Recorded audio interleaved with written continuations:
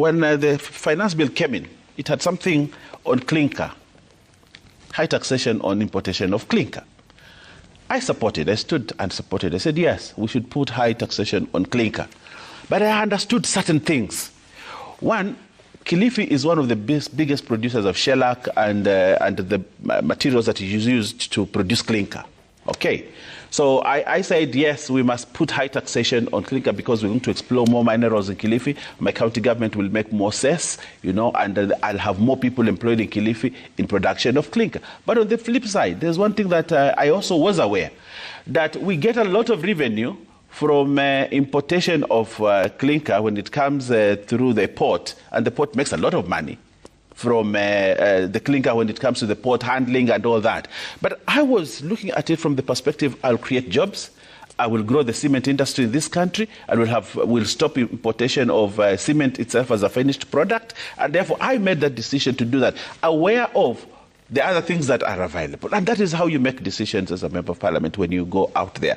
So there's certain times when the layman out there, and that was sometimes when you become a leader, like Sifuna, when you're a leader, lead the people. Okay. Lead the people. Okay. You know, knowing that my leadership, I'm providing leadership to change their lives. Yeah. But the people will tell you, no, we don't want more taxes. But you say, okay, I agree with you. We don't want to do more taxes. Then the country stalls. Okay. Yeah. So who benefits from it? All right. And let me finish. I think you gave these two gentlemen a lot of time. No, say. don't count me. Vehemently about parliament and stifling of debate and all that. You know, it's a topic that will take him a whole month. You know, he will actually go there to the public and barazas and rallies and telling people, you know, I cannot represent you because debate is stifled in parliament. I want to tell him this.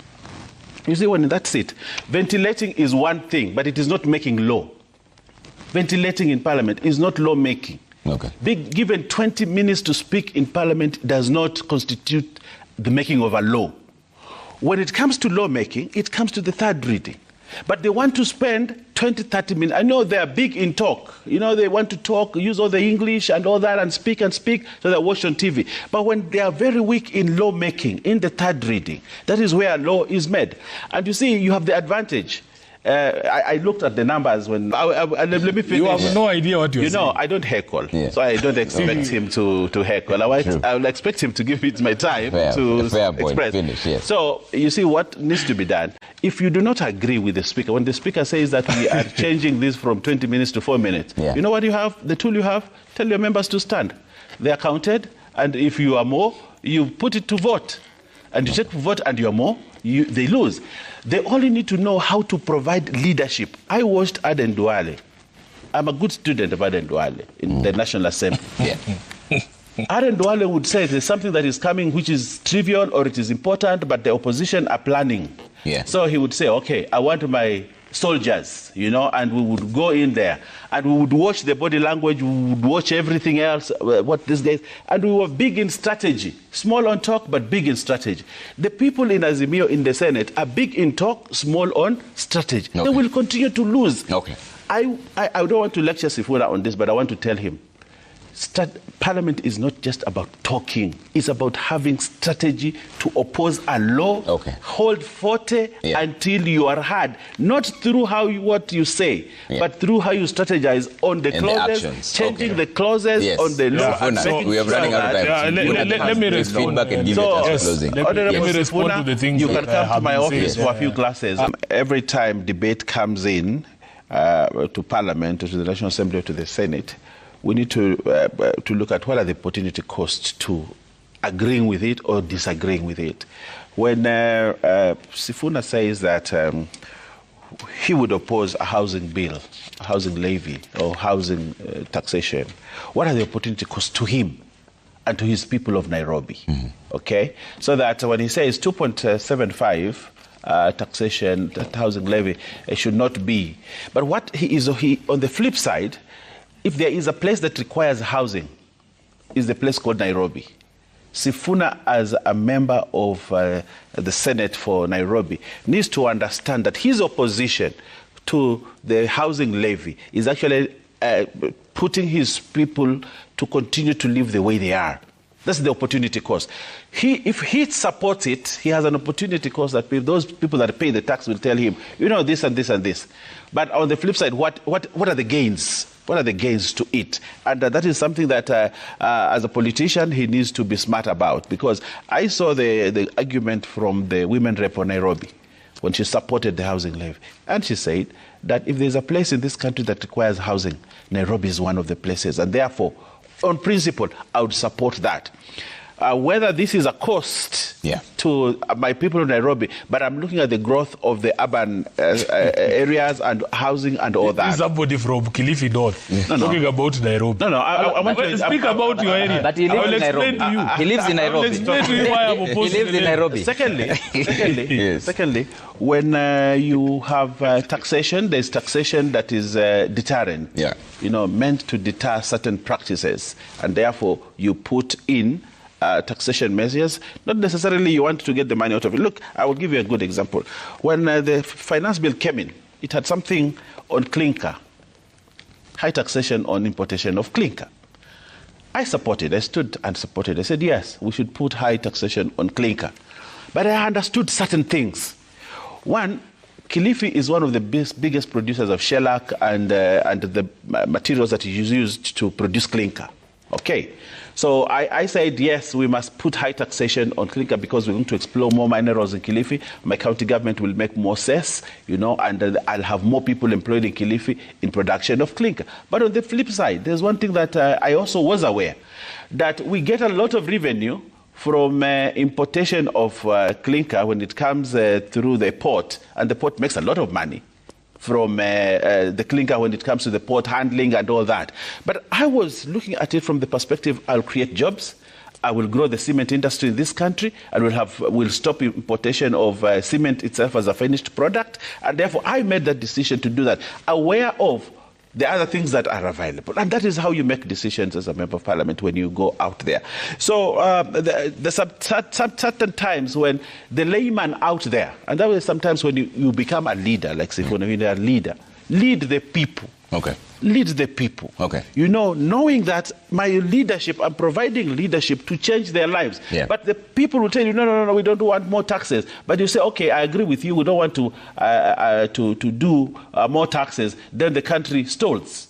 Okay. Yeah. So who benefits from it? All right. And let me finish. I think you gave these two gentlemen a lot of time. No, say. Don't count me. So I want to speak. I have not spoken. Oh, you have not spoken today. That is a dishonest we are talking about. This gentleman has not spoken today. He hasn't spoken today. I want to tell Sifuna one other thing, especially when he talks very vehemently about parliament and stifling of debate and all that. You know, it's a topic that will take him a whole month. You know, he will actually go there to the public and barazas and rallies and telling people, you know, I cannot represent you because debate is stifled in parliament. I want to tell him this.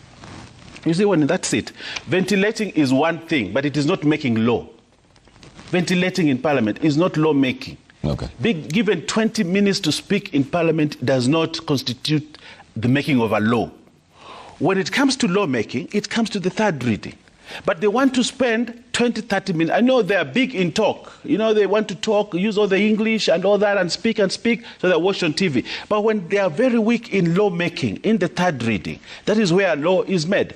And you see, you have the advantage. I looked at the numbers when you put that clip. I looked at which side had more people and all that. I think they had more members in Parliament, in Senate, and if they did not have, I don't know, the margin in Senate is very thin. You don't know. No, I'll tell you. You have no idea what you're doing. Let me finish. You have no idea what you're saying. You know, I don't heckle, so I don't expect him to heckle. I will expect him to give me my time to express. Finish, yes. So, you see what needs to be done. If you do not agree with the Speaker, when the Speaker says that we are changing this from 20 minutes to 4 minutes. Yeah. You know what you have? The tool you have? Tell your members to stand. They are counted, and if you are more, you put it to vote. And you take vote and you are more, they lose. They only need to know how to provide leadership. I watched Aden Duale. I'm a good student of Aden Duale in the National Assembly. Yeah. Aden Duale would say there's something that is coming which is trivial or it is important, but the opposition are planning. Yeah. So he would say, okay, I want my soldiers, and we would go in there and we would watch the body language, we would watch everything else, what these guys, and we were big in strategy, small on talk, but big in strategy. The people in Azimio in the Senate are big in talk, small on strategy. Okay. They will continue to lose. Okay. I don't want to lecture Sifuna on this, but I want to tell him, Parliament is not just about talking. It's about having strategy to oppose a law, hold forte until you are heard. Not through what you say, but through how you strategize on the clauses, changing the clauses on the law. We are running out of time. One of the important things that is happening in this country is that the shift from subsidies to having market forces control the economy is paying off. Today, the dollar is, the Kenyan shilling is 138 shillings to the dollar, the lowest for a very, very long time. We were being told that for us to have that kind of thing, we need to bring subsidy. That is what Sifuna and the person, Sifuna and the person that he holds his coattails to survive in Nairobi as a politician kept on telling us that we must bring subsidy. And even the mandamano we used to have about subsidies, But it has paid off that we don't need subsidy. The price of unga continues to go down without subsidy. The dollar has gone down without subsidy, and the economy, the market forces are gathering well in such a way that we don't need what they used to convince us about subsidies, all the time. And therefore, I want to say that this country is safe hands. Secondly, the foreign debt that we used to have. You can see a few months ago, people say, you see, because of the dollar skyrocketing, the cost of debt has also gone up. But as this comes down, the cost of debt is also going down, which they were in the handshake regime, they were unable to control. We are controlling. Lastly, I want to say, to tell Sifuna a few things about taxation when he's debating on taxation. He needs to understand that there are many people in this country who benefit without a sweat because of zero rating of taxes. We need to run away from that because we are making many millionaires or billionaires who just sit and wait to send tax refund. And mostly it has been abused. Very many people make a lot of false tax refund claims, and mandarins at Treasury collude with them, and we lose money.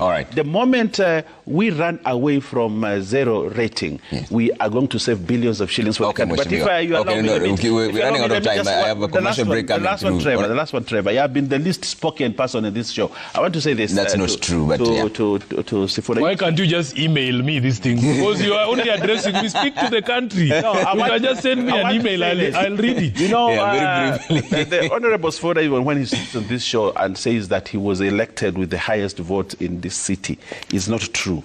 He hangs on the votes. Very few people voted for him as Sifuna because there is nothing that can be associated to him in terms of development in this country. So why did they vote? They voted because of party. So he holds ODM votes, not that these votes are his. So he cannot come to this show and try to tell us that he's a popular leader. It's only the party that is popular in Nairobi, and it gave him a vote. So my friend, be humble politics, because many times politicians and members want to, speak, double speak. You come to Parliament, and I expect a member of Parliament, when he comes to Parliament, he's sane. He has his full capacity to handle the law and the arguments, and would himself have his own argument when he votes on or against something. But when he comes to Parliament and votes for a certain tax, and voting, or especially when it comes to a law, comes in the Committee of the Whole House, where you do what you come through, the law, and therefore you make a conscious decision. You see, there's the vote that is taken at second reading, that everybody will say aye and they say nay, and sometimes that is it at that level. But that does not pass a law. A law is passed at third reading, at the Committee of the Whole, where it goes clause by clause, clause by clause, clause by clause. And the chair at that particular time gives every member who wants to speak on that particular clause an opportunity to speak on it. So if you are given that particular clause and you say, I am in agreement with it, and that law passes because you said you are in agreement with it, there is no record in Parliament that says that you opposed it.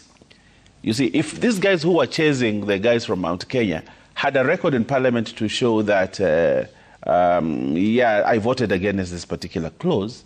Their record showing they voted for it. So they supported then you go back to the people and tell them, no, this is not correct, and therefore you join to chase KRA officials. I think as parliamentarians, as members, as politicians, we need to be more honest. You know, there is a saying that says that one of the tenets that you should have as a politician is being principled. We respect Sifuna for his principles. When he stands up, he doesn't double speak. He speaks his mind, you know, and he lives by it. But it is very wrong for this country to continue to have politicians who can double speak on sensitive issues like tax, and then you speak this in Parliament, and when you go out there, and some of these are very well educated legislators that are lawyers, and you know, people who have degrees and all that. You know, if people with a low cadre of education will say, okay, he didn't even understand what he was passing in Parliament. Yeah. But they understand what they're doing in Parliament, so there's no excuse whatsoever. I still believe that if I come to Parliament and say yes to something, I should consistently say yes to it, because that is this is a decision I made that affects people.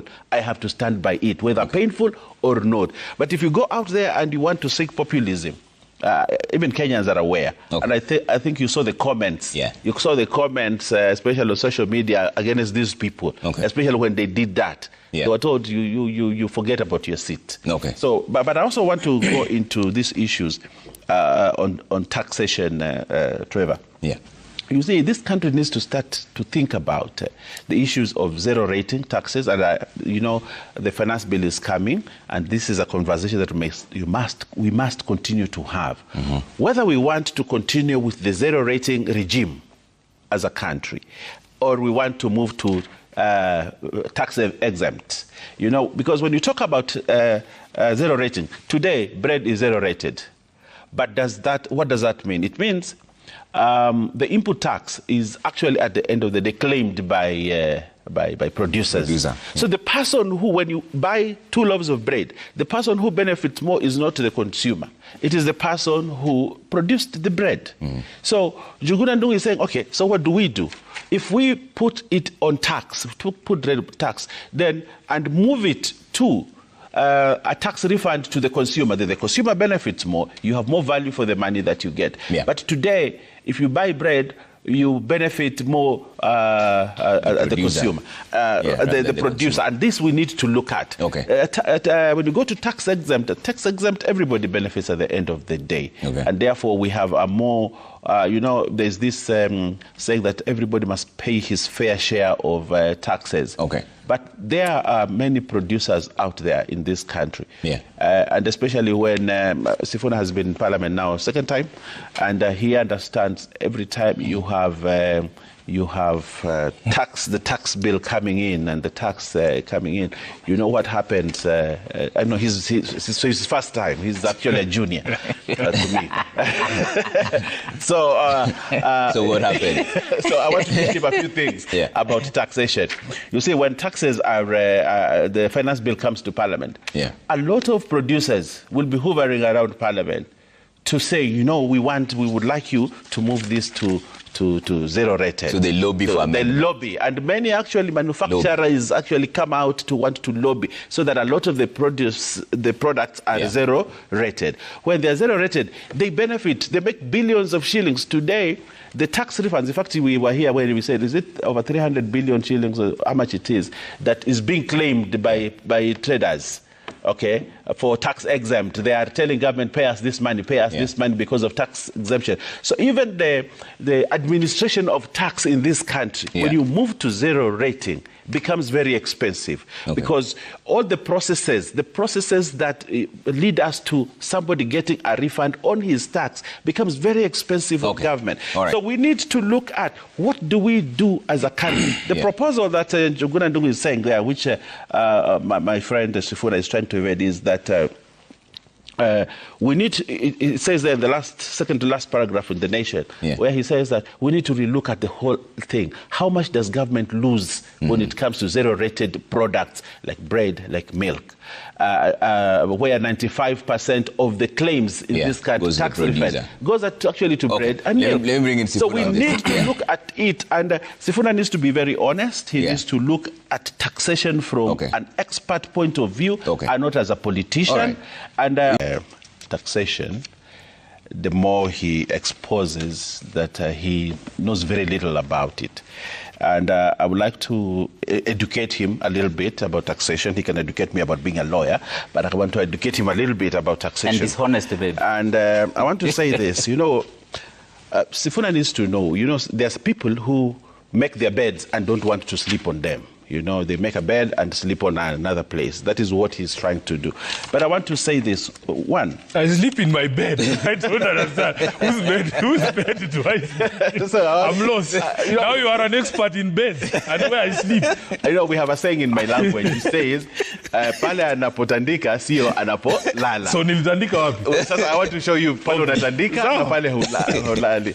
Now I want to show him this, that you see, he says in taxation, when you give with one hand, on the left and take with the right, you have done nothing. He doesn't understand that. Taxation sometimes is used to spur growth of industry and the growth of new industry.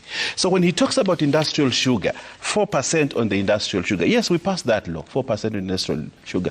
Aware that when we start taxing importation of industrial sugar, we are also saying that if you produce locally industrial sugar, it will be cheaper for the country. And therefore, we are saying we are imposing a 4%. We didn't impose 16%. We said we're imposing 4% to try and invite other people, those people, instead of us paying more money outside there because we are losing on our foreign exchange. We are losing a lot of things in importing industrial sugar. So what we need to do, impose a 4% tax, but give an opportunity and a good environment, concessions for someone who wants to set up a plant to produce industrial sugar in the country, such that in future bread will be cheaper. And that is the concept.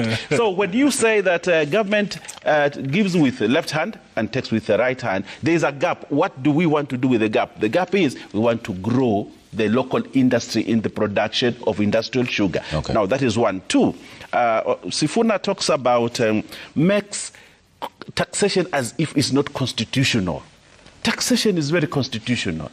And he is a teetotaler of the, I don't know whether I use the right word, but he is a person who believes in the Constitution. Taxation is constitutional. Tax measures come to Parliament because it is constitutional that they must come to Parliament to be debated, so that what is passed by the representatives of the people. The majority will have their way, and will have their way, and the minority, like him, will have their say. He should be contented with having his say, at that level. So what I want to say is this: taxation is not it is constitutional. The question that we must come to is this: is this a good tax measure? In which front? The taxation could be to discourage the production of a certain product or to encourage the production of another product. Taxation could also mean that, we need to develop our country in a certain way. We have a problem, and Sifuna has always been talking about the big debt, that this country is facing. And I like his criticism when criticizes government on that, because we are doing something to reduce the burden on debt by looking at local sources of revenue. We are not just taxing, we are looking at what are the available local resources. What are the available? When we go into agriculture, Trevor, I can tell you, there is a guy out there, you work for Citizen and you're heavily taxed by government. But there's a guy there who probably earns 3 million shillings a month as a farmer, but pays no tax. But the taxation law says fair taxation. Are we being fair? When we tax you, you tax me, but a farmer out there who makes a turnover of 3, 4, 5 million is not taxed. Are we being fair? The avocado farmer out there who makes 10 million shillings a year or a month and he's not being taxed, are we being fair? We're not being fair. So we need to look at, the housing levy bill exposed something. When it went to court, it says that why are we only taxing people who are employed even those that are not employed and have an income, should be taxed. Okay. So we need also to go beyond when you say farmers should not be taxed. But there's a guy who's a farmer. They have friends who are farmers. Okay. They raise chicken and all that, and they make more money than I do. But I will pay tax for their roads, for their water, for their everything, but they will take their cool 2 million shillings and spend it on their families and their own. But here I am paying taxes. So fair administration of tax is a constitutional aspect that must be obeyed. All right. Again, I want to, if you allow me to just finish a thing which Sifuna says here. And I want to, I have more experience than him in Parliament. I want to say this. When he talks about stifling of debate in Senate, and they come crying foul here I was in other TV station, and I had a senator saying the same thing. I come here and Sifuna with all his trappings talks about stifling of debate. Let me remind him that there was a time when Moi was the big guy in this country, and there was only James Orengo, there was only Mashengo Machofi, there was even the current Speaker of the National Assembly. There were only 10 people in Parliament, only 10 people in Parliament. And even that time, Parliament was not as independent as it is now, because it was being controlled from State House. But they would hold government to account. Only 10 people would hold government to account under whatever circumstances, because they use the tools available for debate. Sifuna thinks that... So they're not working hard enough. Yes, I want to educate him a little bit. Yeah. You see, when he is in Parliament, he thinks the only way to make his point in Parliament is for him to be given 4 minutes or 10 minutes by the Speaker. He goes, he rants, he talks, he says this and this, and he thinks he's representing the people. That is not representation. Representation means you use the tools available within Parliament and the tools, even without Parliament, to be able to express your opinion and represent your people. And I tell him this. So you don't think there's stifling of debate in National they Assembly, accuse the Speaker because they are not using the tools. In the US... Which tool would you use to make Let me tell him. Let me tell him. You see, in the US, the longest member has spoken is 18 hours on the floor. 18 hours, even when there is only 20 minutes available to him. But he has used the tools available to him. So which tool is that? Which tool is that? I'm coming to educate him. Give us the education. Atendo Molo is a good debater in Parliament, and he knows the tools available to him. When he knows he cannot speak for the time that he wants to speak, he will go around and bring a constitutional issue. And constitutional issues must be given precedence in Parliament to be heard, and he brings a point of order there, and he stands there to speak for 30 minutes, and he talks about it in such a way that he can stop debate to ask the Speaker to bring a ruling on the issue.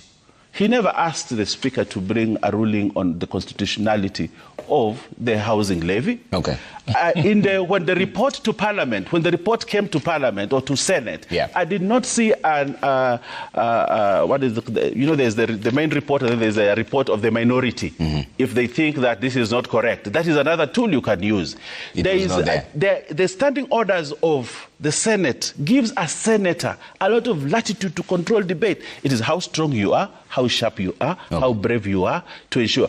In the last Parliament, I want to make this, the last Parliament in the National Assembly, 12th Parliament, we were there. And when Uhuru had done whatever he had done and brought in the handshake government, we were left only around 7 of us, myself, Duale, Kimani Chungwa, Dindi Nyoro, and 2 other people. And we could stop the passing of a clause in a bill. I remember we even went through Parliament up to on Christmas time. We went up to 1 o'clock. How many were we? We were very few people. We didn't even have numbers, but we controlled debate. Even when the speakers there would rule adversely against us, but we held 40. Speaking of